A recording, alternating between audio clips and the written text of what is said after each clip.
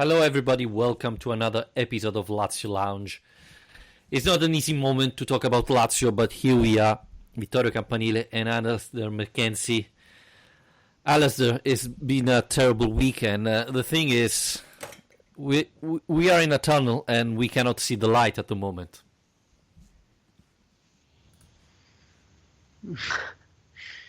Yeah, that's probably a pretty accurate picture to paint, I'd say. There's, I suppose, the whole way along we've, I would say, tried to find reasons to remain optimistic and various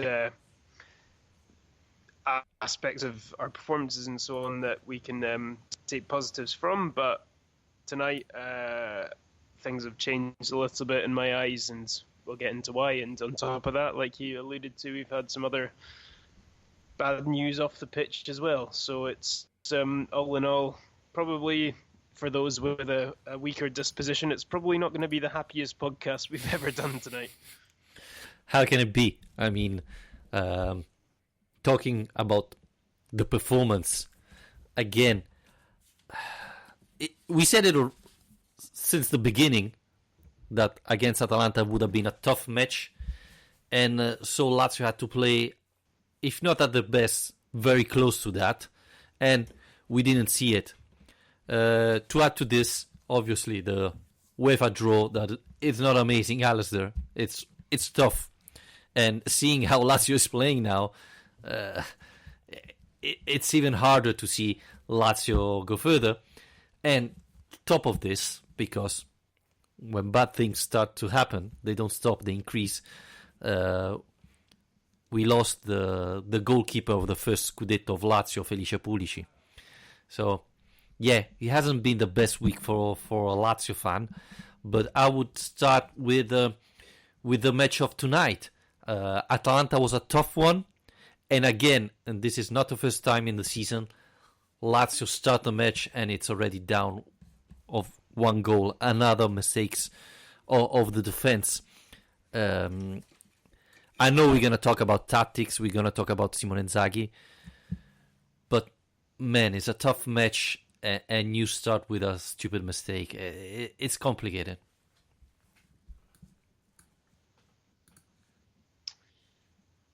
Yeah, it's becoming harder to find any sort of, not that we were trying to find excuses before, but I suppose it's harder than ever to defend the way that the team's being set up, because tonight, we all know, anyone with even a passing interest in Serie A would know that going to Atalanta is going to be a difficult game. I mean, this is a team that absolutely tore Inter apart really recently, beat them 4-1 before the international break.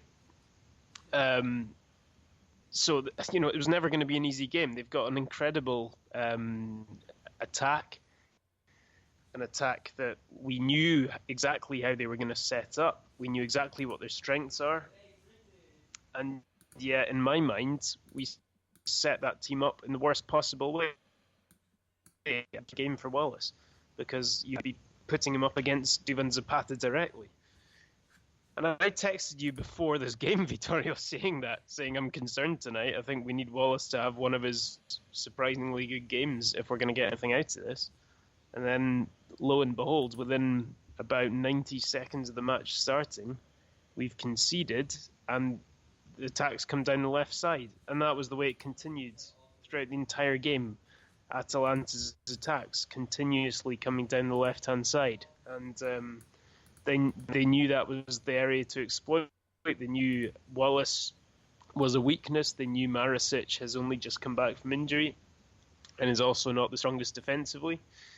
And they exploited that. They could have exploited that more than they did. But I just think the approach in this game from the start was completely wrong. The team was set up the wrong way, and the attitude they displayed, the lapses in concentration immediately from two of our most experienced players, Acerbi and Radu combined, to let the goal go in.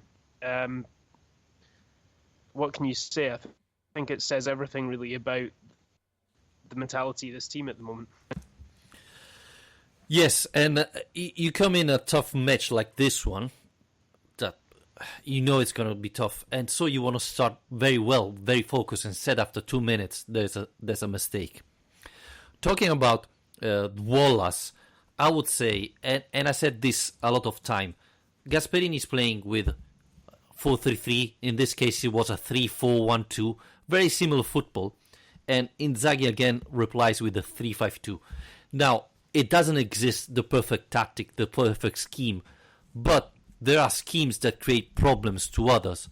And the 3-4-3, it's probably the one that create a lot of problems to a team that plays with a 3-5-2, especially if the three defenders are not speedy and well set, like Wallace, for example, because they put them all the time one against the striker. There's no sweeper behind you that can help you. So if you make a mistake, he's in front of the goalkeeper. And so, that's... Especially after Lazio tried the 4-man defense, I was hoping to change, because even if Marusic and Lulic were playing a little bit backwards and with a 5 defense, then you have the two side midfielder of Atalanta who had plenty of space to push, and things would have changed.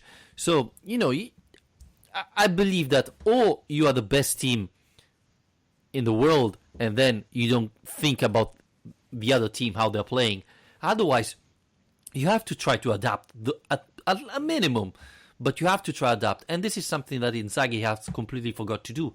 And we all know that Wallace is a risky player, and if you put in this situation where he's always forced to be 1-against-1, then he's going to struggle, and it's going to be very difficult. But, I mean, in a certain way, I think Inzaghi put him in this situation. Yeah, well, I think you're right, and for me, this is one of the most disappointing things from the match tonight, is that I don't think Inzaghi has any defence, and I think he is personally culpable for the defeat. Not only in the way that he set his team up, but the way that he reacted to the way that the game developed, how late he left it to make changes, the changes he actually made, his resistance to altering his tactics, changing his game plan. Previously, I think there's always been a kind of, at least an argument as to whether he's made the right decision or not. Tonight, I don't think there is. I think it's just bad planning, bad preparation, and bad delivery on all fronts. Obviously, he's been let down by, the fact that it's a bad error that's let the goal in, and again, his team have had enough chances that if they'd taken them, they could have won the game. But I still think that he is the one who holds more responsibility than anyone else. And I include Wallace in that, or Strakosha, or any of the other players who are coming in for criticism tonight from Lazio fans.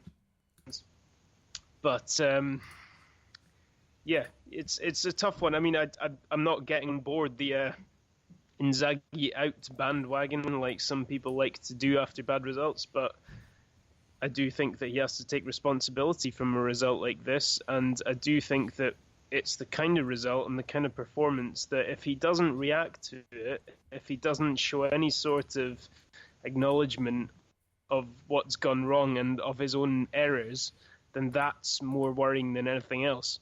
I mean, at least up until this point, we hadn't lost a league game. Even if the performances hadn't been great and we should have won those games, we hadn't been losing games. We've gone and lost a game now, and it's been a very, very important game, because it's the difference between creating a 4-point gap with that group of teams below the top 5 and now being 1 point clear of that huge group of teams going down to 11th place.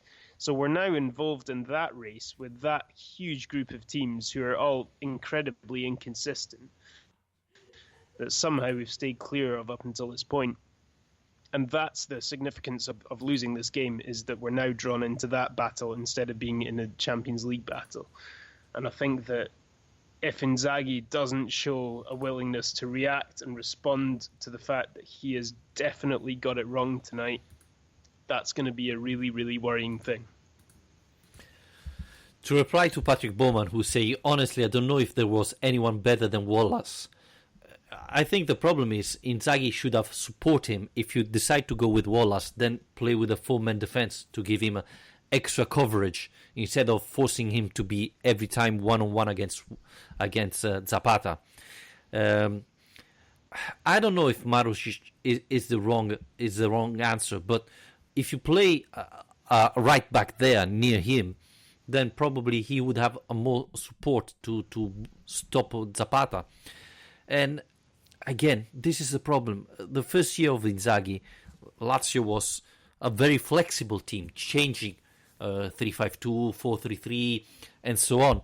Now we force with this tactic, and I think I heard it said from different Sky commentators, which tells you, okay, it's evident.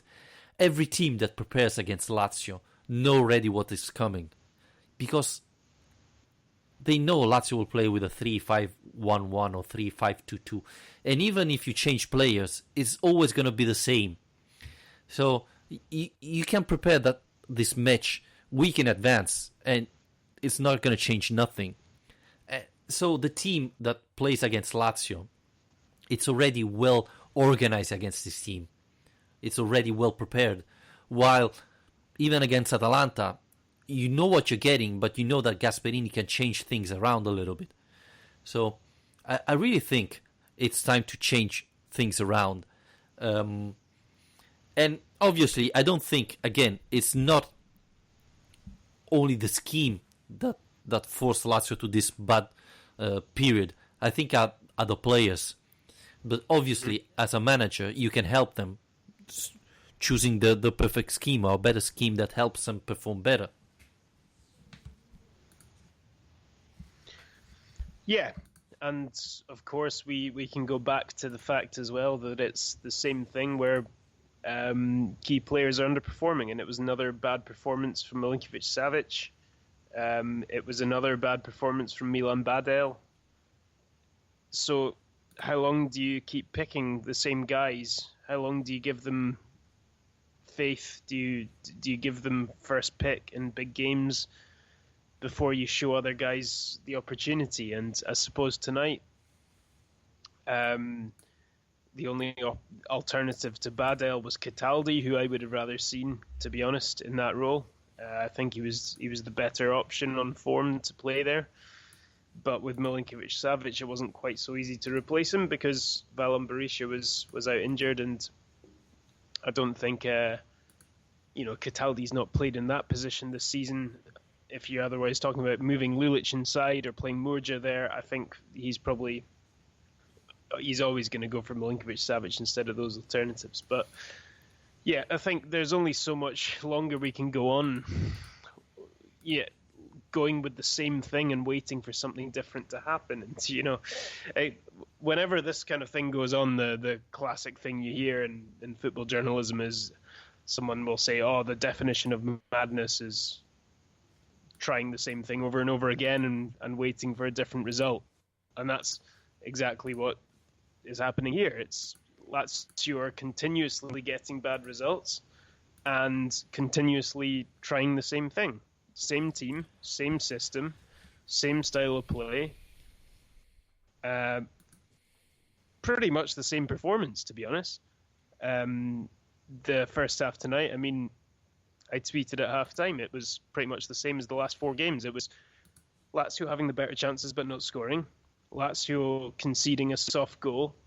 Lazio starting the game badly.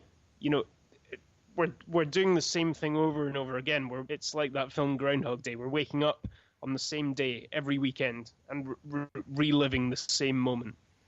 The same 90 minutes. We're just reliving it over and over again, a cycle. And I think, obviously, perhaps we need a moment like this as a defeat, a wake-up call to actually make things change. And I really hope that something changes now. I'm not talking about a change in management. I want to reiterate that, but I'm talking about changing either the personnel or the strategy, because it's clear at this point that we can't just continue hoping for something to change by using last season's system, waiting for the team to perform in the same way they did last season, because it's not going to be that simple. A couple of things about what you said. I thought Milinkovic-Savic, we still didn't see that Milinkovic-Savic, but in the last 15 minutes, he was the only one with Acerbi trying to do something. Sorry. He was the only guy trying. Immobile completely disappeared in the second half. Correa did little or nothing. At least Milinkovic was always there, always trying. He hit the ball with the head at least 3/4 time in the box and was quite dangerous. The only one to be dangerous. So I think probably tonight the Milinkovic, again, it's not the Milinkovic we like to remember, but it was the only one trying. I mean, today Lulic made so many mistakes and still we were passing the ball to Lulic to put it in the box. I thought the last 10 cross of Lulic finished to an Atalanta player. And you still keep the ball to him. So, and then last year you were bringing in Lukaku and he was changing a little bit the match. Tonight he was awful, just like all the other players. So, to be honest, Inzaghi tried to change things, bringing new players, but they didn't bring the effect that they wanted. I thought the only thing I would blame Inzaghi is that he went to desperate mode too early. I think bringing in Caicedo and taking off Wallace, Lazio, that was pushing a lot in that situation, lost balance, and for Atalanta it was easier to defend. And again, to be honest, I thought there were too many strikers in the box. Immobile disappeared, Correa was always outside the box, and Caicedo did nothing or very little. Again, I would have tried to maybe bring a midfielder more in the pitch, and I totally agree with you. And I was wishing, and I said it already more often on this podcast, I was wishing that last Sunday was the last performance of Badel. I thought today Cataldi should have started, and again Badel. I'm sorry, but he's not helping the team at the moment. No, I can't wait for Lucas to be available again. I think his absence has been felt a lot worse than we probably expected, to be honest. But I don't think his bringing him back into the team when he eventually does return from his injury is going to be the cure-all and suddenly mean that this team suddenly starts winning games again. But I do think it will perhaps add a bit of stability that's been missing, and give a bit of balance to that midfield, which just isn't there at the moment. And the thing you're saying about the end of the game, I mean, I suppose it just comes down to the defending. I mean, that's the center of all of it, really, is the fact that we end up in this situation with this unstructured game is because Inzaghi has continuously had to resort to this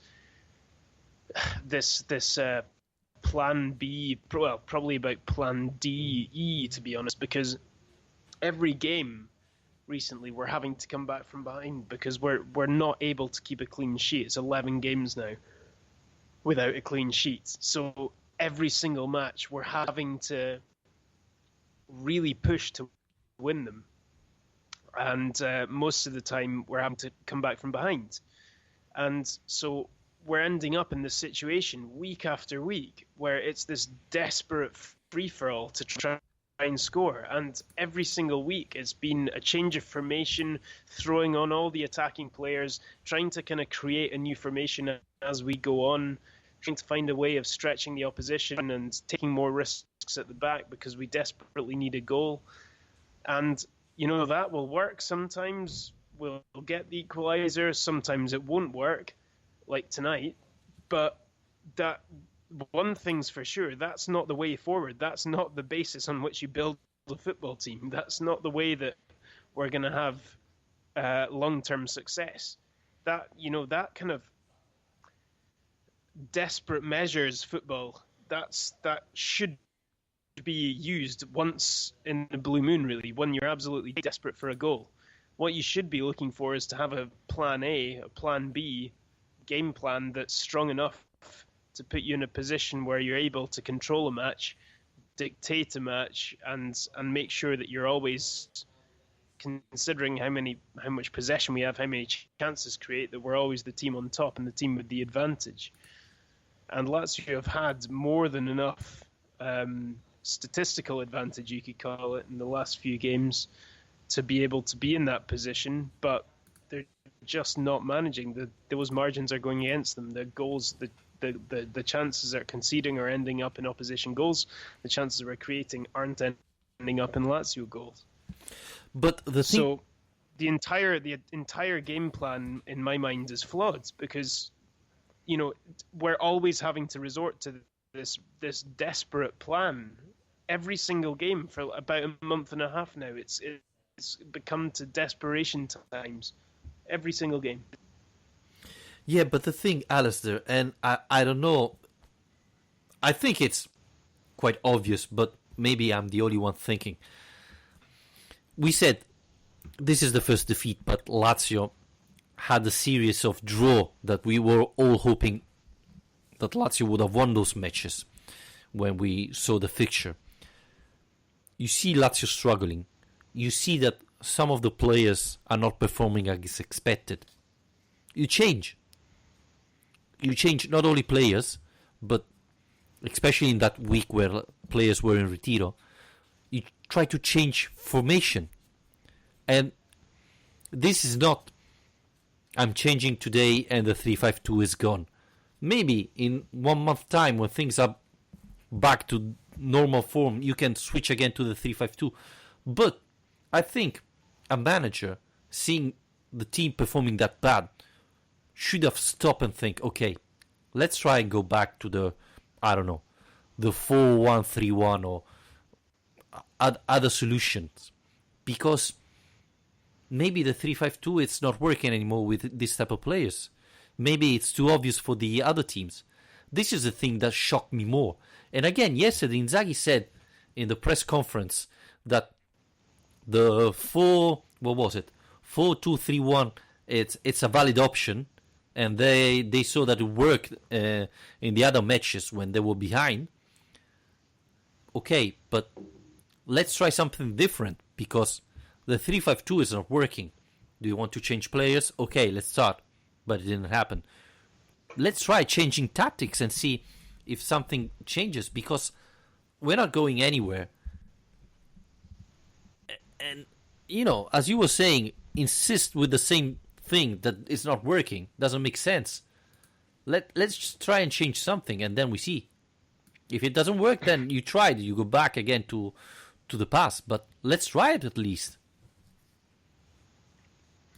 Yeah, absolutely. And that's what the annoying, I suppose the thing that irritates me as well is that that's what you see most of the other big teams doing as well. I mean, Juventus have kind of eventually settled on a 4-3-3 or kind of 4-3-1-2 system this season, but to get there, Allegri is a coach who's great at basically every season evaluating the players he's got available to him and trying out a variety of different systems before he works out which one's the best for the players he has available. And this season he took a while to work out that was the best one in order to get the most out of that front three of Dybala, Mandzukic and Ronaldo, and he settled on it, and look at them now, they're absolutely flying. I didn't think I'd say this before the season started, but even Gattuso has shown to be very tactically astute. The injury crisis he's had, they started the season very much as a 4-3-3 team, very rarely deviated from that. Then they come and play Lazio with that injury crisis. He plays a 3-4-3, totally reshuffles his defence, and they get a point from that game. I mean, Di Francesco took a while with Roma. They've not exactly been a point of reference this season tactically, but he's tried a few different things out this season. Loads of different formations, ending up with a 3-4-3 last night. But the point is that all of the other big teams, more or less, in this league have shown a willingness to experiment. I mean, you could say that it's not always worked, and perhaps I should have stopped after the example of Allegri, because he's obviously the most successful example I've given. But I do think that a willingness, at least, to tinker with things and find the way of getting the best out of the players you have available is a great option. And Inzaghi's team, his squad, has changed. It's not the same squad he had last season. It's been reinforced, and I would say has strengthened as a whole on an individual basis from where it was last season. But that's not to say necessarily that it has to remain in exactly the same system. And I think he really missed a trick over the summer by refusing to even tinker with formation.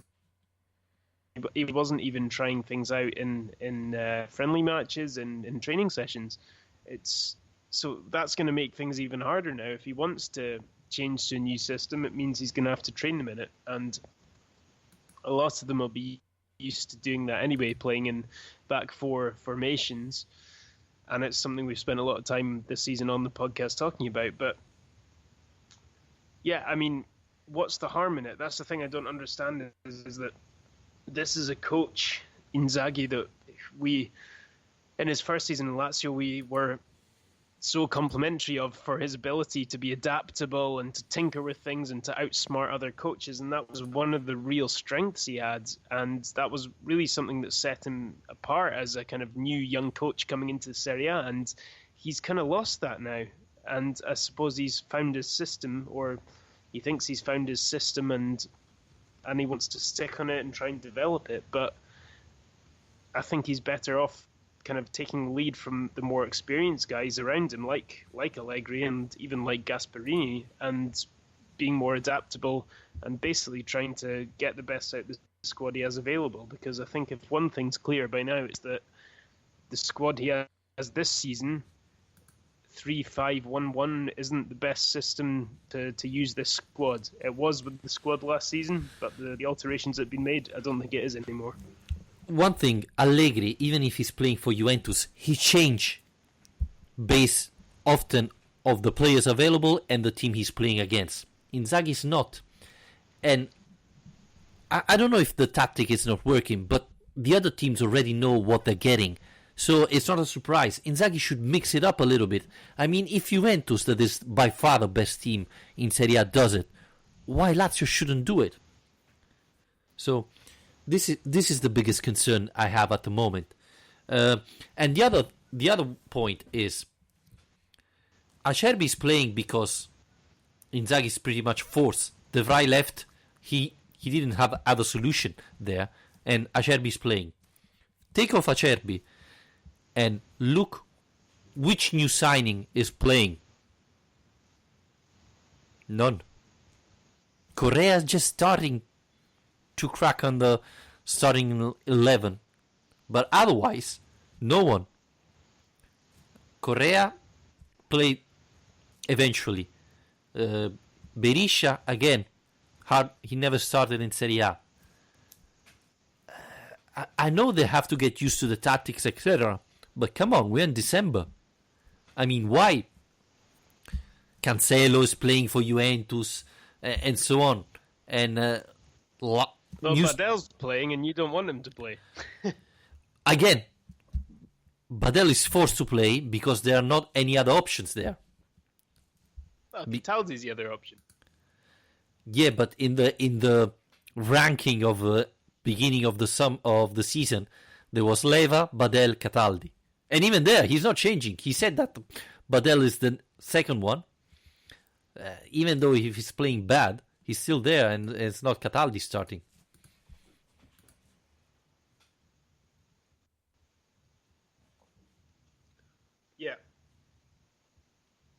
Yeah, I know what you mean. It's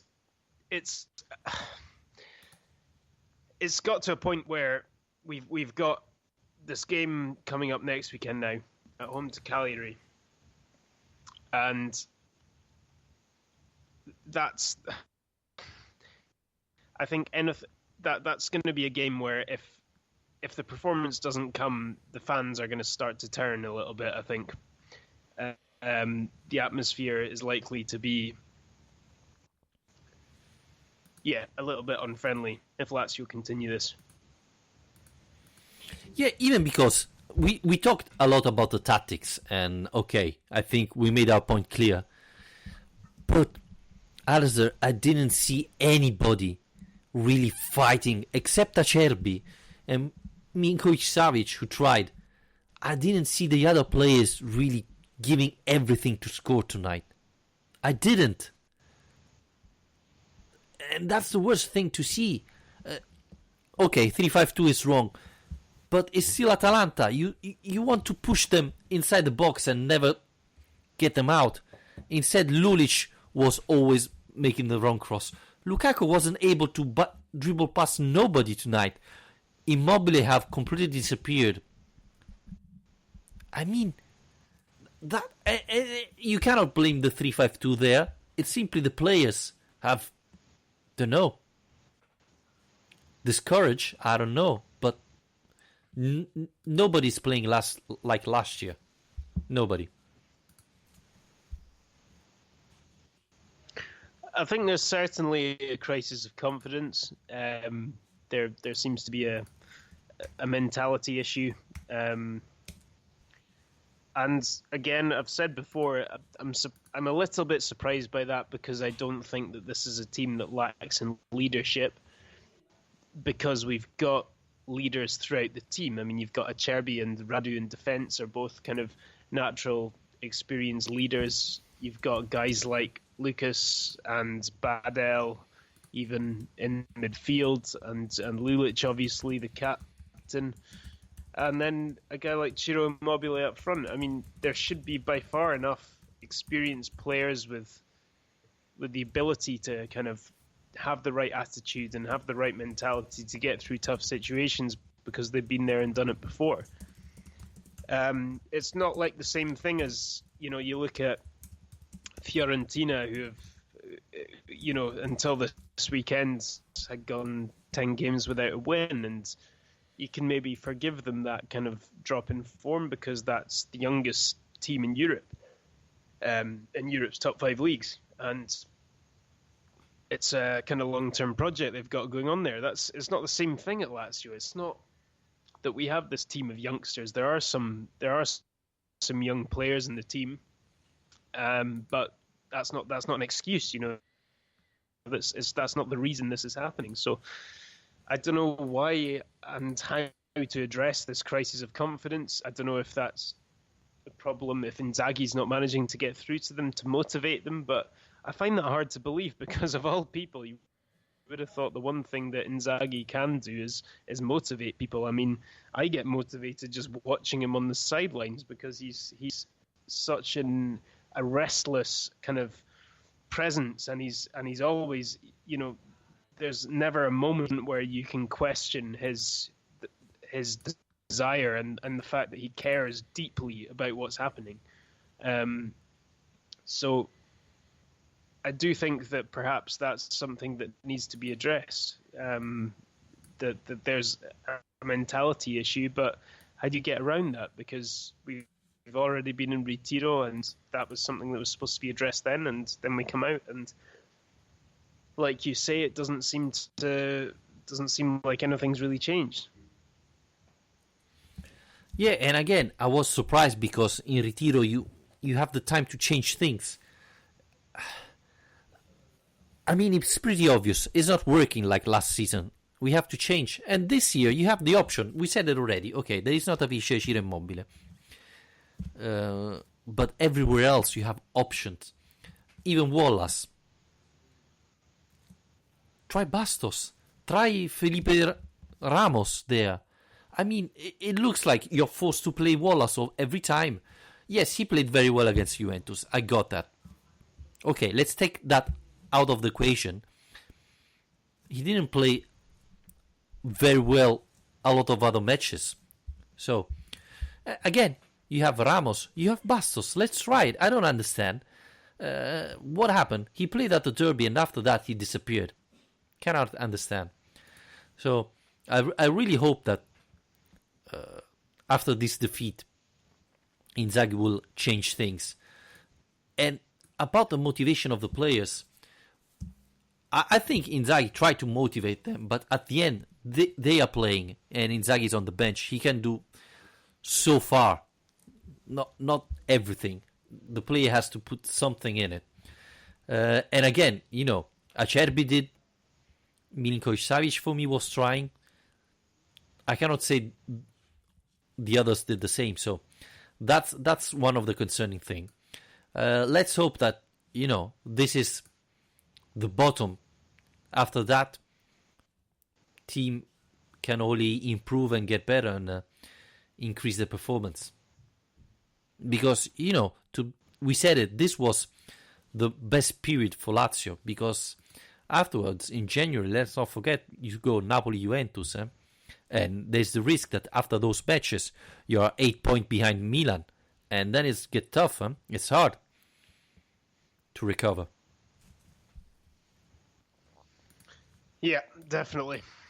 Right. Well, I think I'm ready to move on from this particularly bleak game. If you are. Yeah, I wanted to start and say, how many Lazio fans after the Europa League draw are thinking, okay, the season is over, out of the Europa League against Sevilla, Serie A it's gone, season is over. Let's think about next year. And trust me, there are people thinking about that.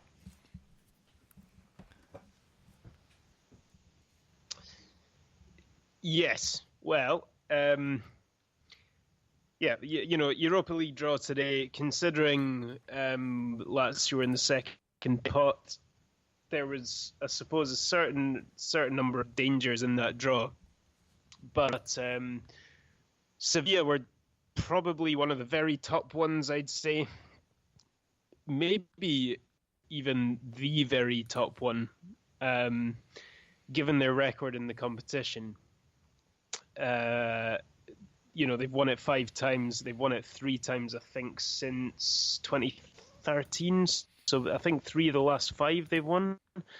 So they have this incredible record in the Europa League. So don't get me wrong, this is going to be a really unbelievably tough tie. But the other thing we have to bear in mind is that these ties don't take place until February, and a lot can change before then. We have the January transfer market before then. Not that we have great high expectations of Lazio doing an awful lot, and we also have lots of games between now and then. So I always think that the reaction to draws is often a bit over the top because everyone bases their opinions mostly on how things currently are, whereas the reality is how things are going to be in about 3 months' time. So, yeah, I think it's going to be really tough, but personally I'm quite excited about the challenge, and I'm quite excited about having, a quite high-profile European knockout game as opposed to, in previous years we've had Europa League games where we've been knocked out by teams like, I don't know, Salzburg and Ludogorets, Razgrad and teams like that, where it's not, you end up knocked out and without actually having a particularly exciting or glamorous tie. So at least this time we do get to be properly tested by one of the really big teams in Europe. I don't know. How are you feeling about it? I feel it's a tough one, especially if Lazio play like this. Well, there are no chances. But at the same time, one of the things we must remember is that every time Lazio played against a top team in Europa League, it actually went pretty much well. Lazio played at its best. And this can be very positive because you cannot lack of concentration. You're playing against one of the favorites for the Europa League. And so I hope that every player come in focused like happened in the past. I think the concentration will be high. And I still believe that if the players play motivated, focused, organized, they can beat anybody. But again, as you were saying, there's 2 month time, so there's a lot of things can change. There can be injury in Sevilla that can change the team. Maybe Lazio find finally the good form, and if you play against a team who's playing really well in that moment, it's tough. So again, we could have found a better team, an easier team, but Lazio usually played well against top team because it's focused. They don't make mistake of lack of concentration. But again, we have to see what happened in 2 month time. So there's plenty of time before the match, and a lot of things can change. Maybe something happened in the transfer market. You never know. Well, fairly sure I do know about that, but we'll see. I don't know.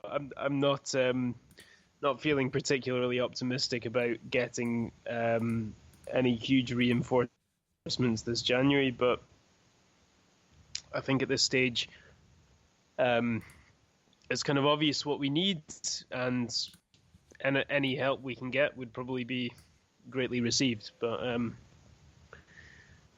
yeah, we'll see. I mean, the other thing is, though, that if it is a really, really tough tie, don't get me wrong, but over 2 legs, if Lazio can get through this, I think it would be the kind of result, the kind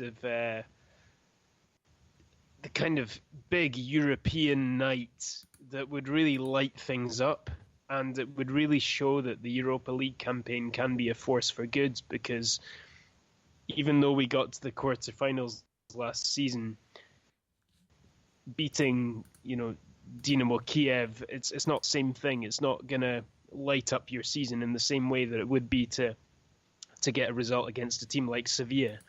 And I think it does give you an opportunity if you cast aside the thoughts about, it's another away trip, it's 2 more fixtures, blah, blah, blah.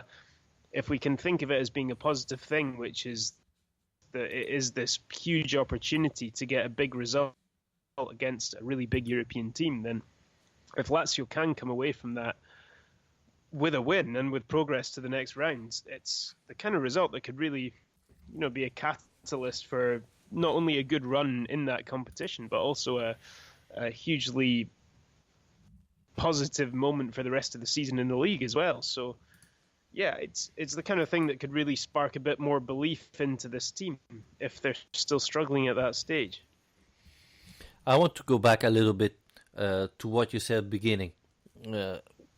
We don't believe they're going to be big signing for Lazio in the winter transfer market. Well, it hardly happened, to be honest with you.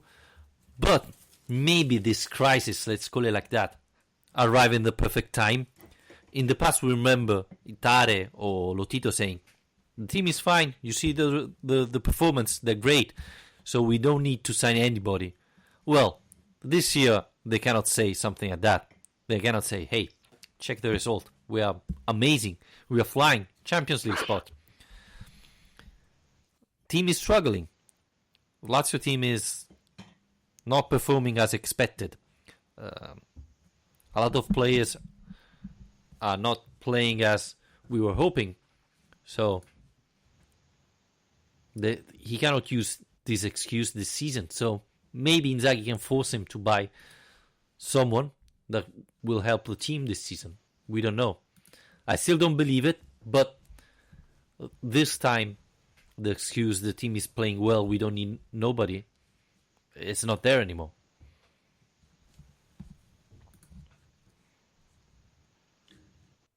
Yeah, but I mean, in seasons where Lazio have struggled, it's not like they've opened the checkbook either, though.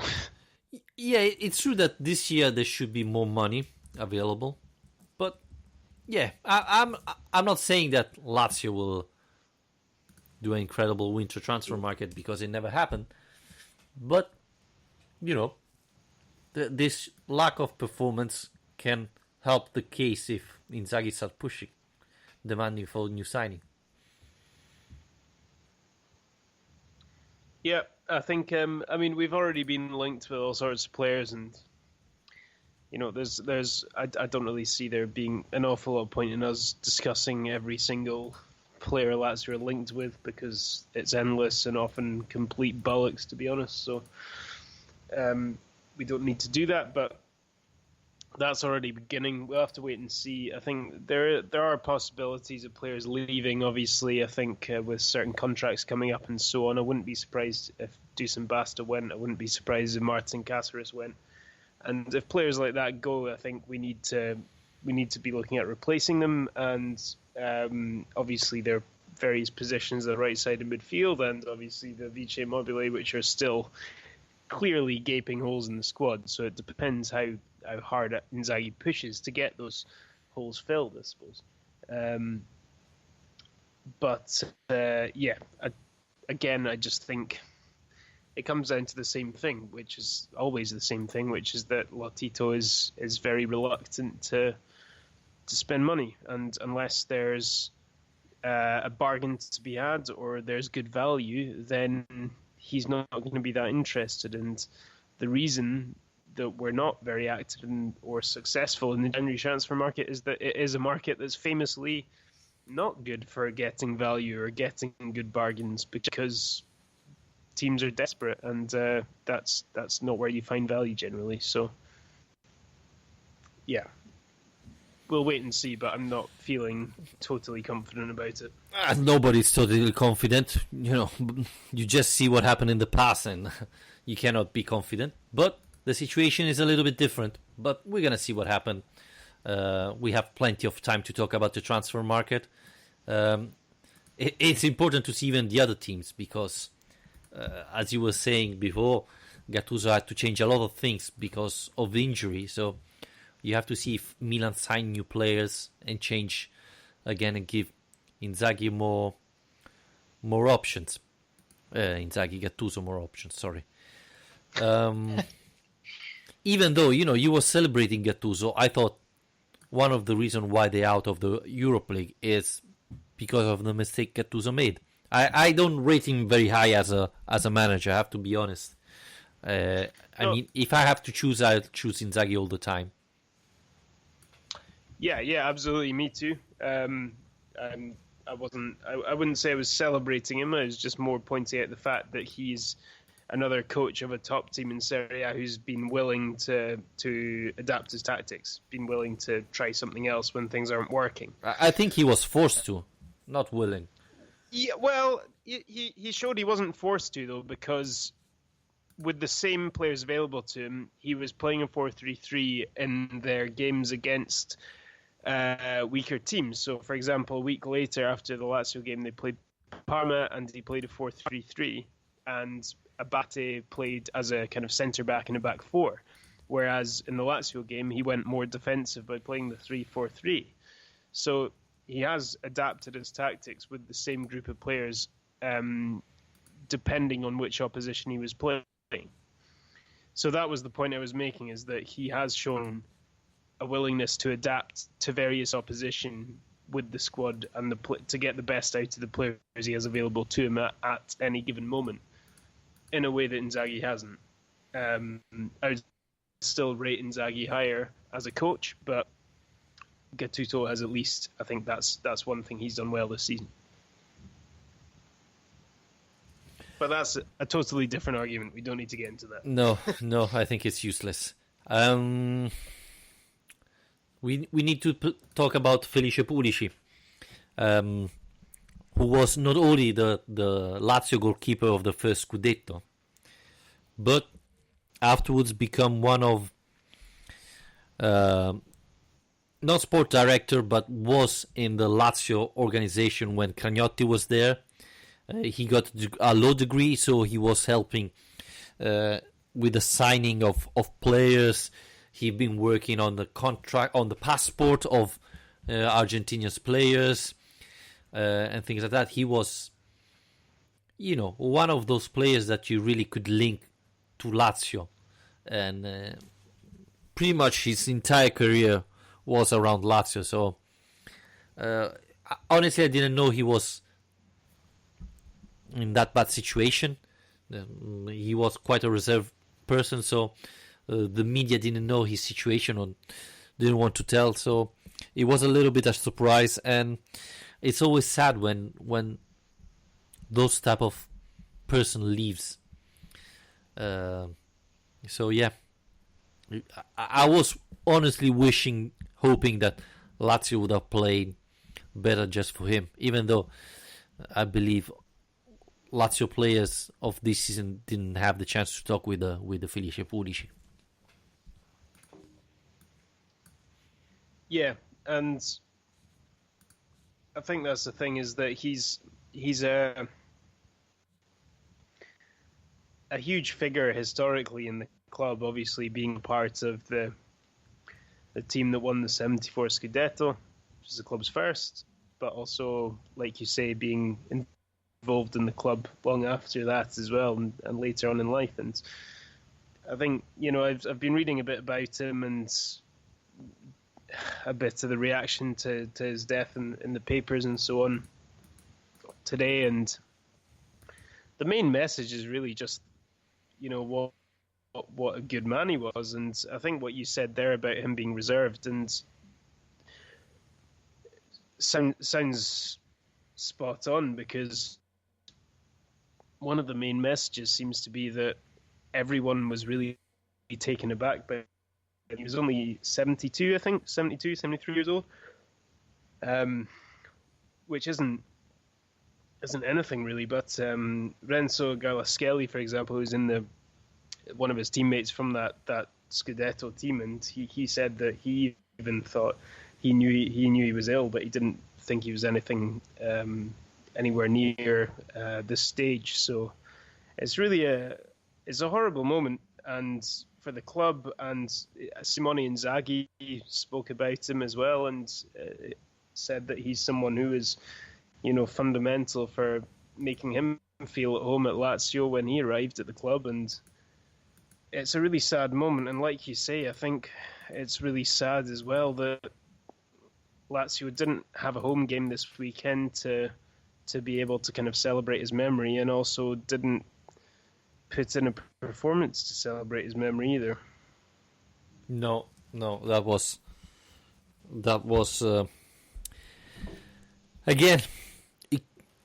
I don't know if Simone Inzaghi talked about Felice Pulici to the players and how important he was and how well known he was for the fans, but they didn't show it on the pitch. And there's this book that is amazing that is called Pallone Pistole, that talks about the Lazio of the 74. Unfortunately, it's all in Italian. I think it's in the third edition. I read the first two, and it talks a lot of all the Lazio player of that Scudetto. And there are a lot of interesting things about Felice Pulici. Probably the most the thing I remember more is when Maestrelli was already ill and have left the team, and there was a derby, and he played amazingly well, making an unbelievable save, and Lazio won that derby. And after the match, he went to the press box for the interview, and he said, I wanted to dedicate it to this save to Maestrelli. And that was probably the last thing Maestrelli heard before dying, and it was touching. And tells you a little bit of the type of man he was. He was playing for his manager that was terribly sick. So I feel like this type of players are not in the football anymore. They're more focused on other things, and which is a shame. But yeah, it would have been nice to remember Felice Pulici in a better way, with a better performance. Absolutely, yeah. Well, I hope that, and I expect that the club will put something together for the game on this weekend against Cagliari, and yeah, probably a minute's silence, something like that at least, and some sort of tribute towards him, because yeah, I mean, like you say, I mean, it's just incredible that the number that's what strikes me the most is just the sheer number of different voices and different figures from not just Lazio's history, but throughout Italian football. There have been all sorts of different figures who've been emerging in the press and so on, paying tribute to him and talking about what a great man he was. So yeah, I mean, I think he deserves to be sent off in the right way. And yeah, also just a member of that incredible team as well. And it's funny in a way to think of such a nice man being a part of a team that had a reputation as being so kind of incredibly hard and divided in many ways as well. Such a kind of I suppose a team that's really gone down in history for that aspect of its personality as well. Yeah, and he was the one in between those two groups, and there's a reason why they didn't pick him, because they were doing this sort of friendly match every week that wasn't a real friendly. They were fighting against each other. The Chinaglia group against the Martini group, and no one was picking Pulici, even if he was the starting goalkeeper, because Pulici always said that that's the training, and he didn't want to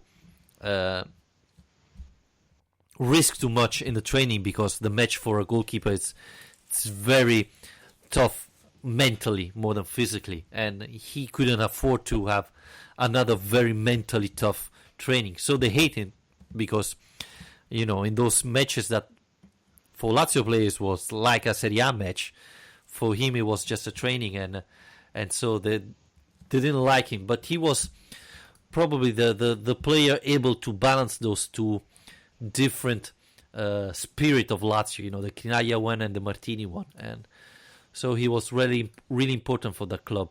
And a little bit like a lot of Lazio players, he should have deserved the national team, but never played for the national team, even though probably if that period was the best or one of the best goalkeeper in Italy. I thought he did. I thought he got sent to a World Cup, but maybe he was just on the bench. I always assumed he'd at least made an appearance, but maybe not. No, I don't think so. No, never played. Yeah.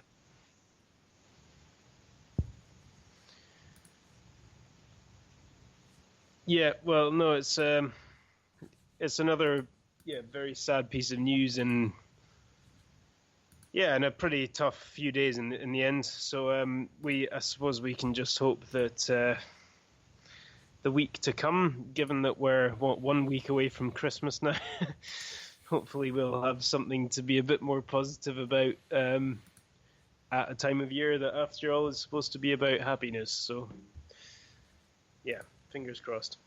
Yep, I think we can wrap it up here.